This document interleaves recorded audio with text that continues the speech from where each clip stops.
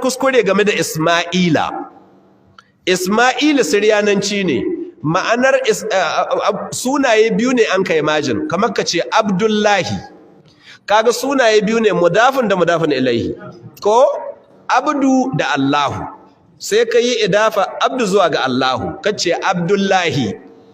Kun fahimta? To haka Isma'ila yake.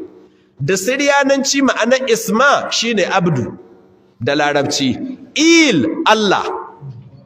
Don haka in an ka ce Isma'il ana nuna Abdullahi. Muna tare? To da yawa Isma'ila kuka jan an bai da shi Ila. To in an ka ce Ma'ila ka san abin da aka kira ka? Allah. Haka in kikkire ɗanki kai Ila, kamar ke ce kai Allah. Ke halaka ɗanki. Don haka duk wanda aka ce Ma'ila to ku bari Isma'ila yake. Haka naka makka ce Abdullahi sai ka ce mai Allahu. Ya halatta. Madalla to ku yi kokari ku gyara wannan ba Ila ba, duk inda Ila yake Isma'ila ne.